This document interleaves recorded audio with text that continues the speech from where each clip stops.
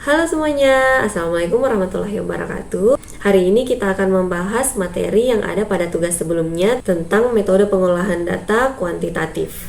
Pernah tidak kalian ngerjain proyek dan bingung hubungan antara curah hujan dan permukaan air itu bagaimana ya? Atau kalau saya nambah semen, betonnya makin kuat nggak?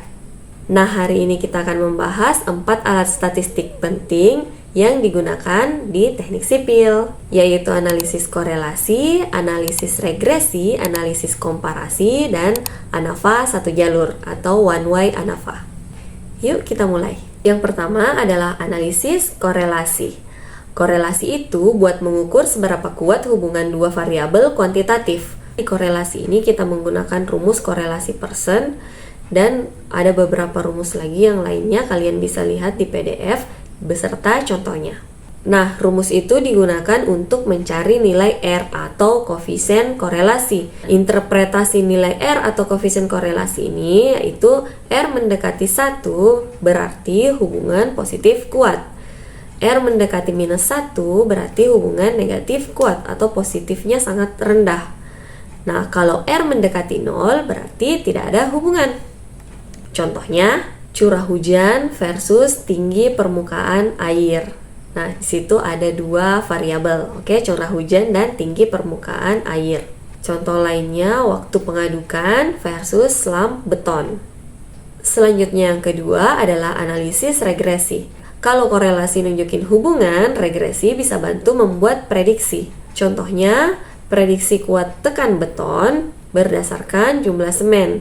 Nah, kuat tekan beton itu Y dan jumlah semennya itu variabel X. Di sini kita menggunakan rumus regresi linear sederhana.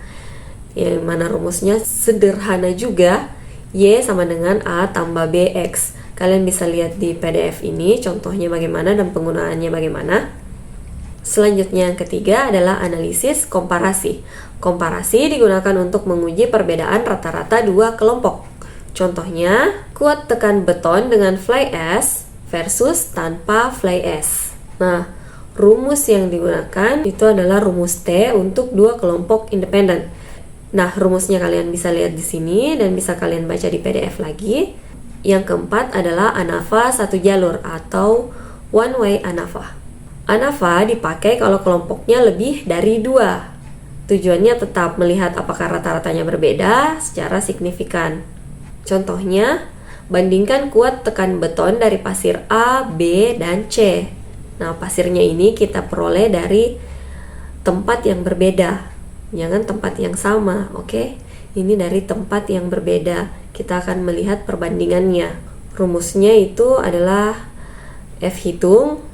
Nah, kalian bisa lihat di PDF lagi untuk rumusnya dan contoh penggunaannya. Mengapa saya tidak menjelaskan rumusnya yang panjang itu? Kalian cukup tahu rumus dan penggunaannya bagaimana. Untuk memudahkan kita menghitungnya nanti, kita akan menggunakan aplikasi bantu. Untuk menghitung semua itu, kita bisa menggunakan Excel dan SPSS. Jadi kalian cukup tahu bagaimana rumusnya, bagaimana cara mendapatkannya. Tapi untuk menghitungnya kita sebaiknya pakai Excel dan SPSS saja supaya lebih memudahkan. Nah, yang terakhir, apa sih manfaatnya kita mempelajari ini semua? Apa sih manfaatnya kita pelajari analisis korelasi, analisis regresi, analisis komparasi, dan ANAVA satu jalur? Dan selanjutnya ini masih banyak lagi lainnya metode-metode pengolahan data kualitatif dan kuantitatif. Manfaat pertama yang bisa kalian dapat yaitu 1.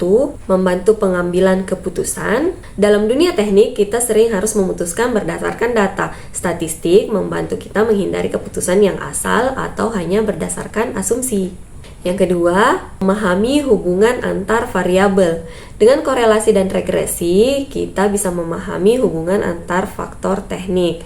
Yang ketiga, menganalisis dan mengevaluasi material dan metode. Yang keempat, melatih pola pikir ilmiah. Statistik mengajarkan kita berpikir berbasis data, bukan opini pribadi.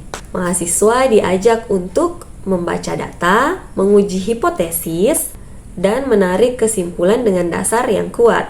Yang kelima, mendukung riset. Tugas akhir dan pekerjaan lapangan. Hampir semua skripsi dan proyek lapangan melibatkan data. Tanpa kemampuan statistik, kita akan kesulitan mengolah dan menyajikan secara ilmiah.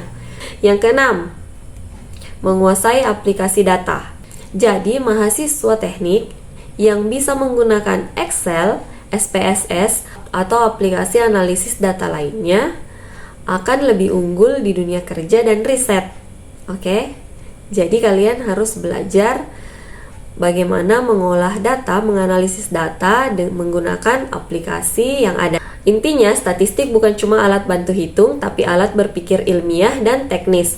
Dengan menguasai analisis ini, kalian bisa merancang lebih baik, menganalisis lebih dalam, membuat keputusan akurat dan efisien. Untuk tugas pekan lalu sudah saya cek beberapa dan overall sudah oke. Jadi yang saya jelaskan tadi pastinya agak mudah dimengerti karena sudah dipelajari sebelumnya. Sayangnya untuk contohnya tidak ada yang memberikan contoh yang relevan dengan prodinya, yaitu teknik sipil.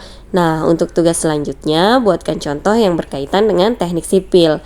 Dan tugas tambahan yaitu pelajari tentang uji hipotesis. Selengkapnya bisa dilihat di Gform-nya ya. Oke, itu dia pembahasan kita hari ini. Sampai jumpa pada pembahasan selanjutnya. Tetap semangat!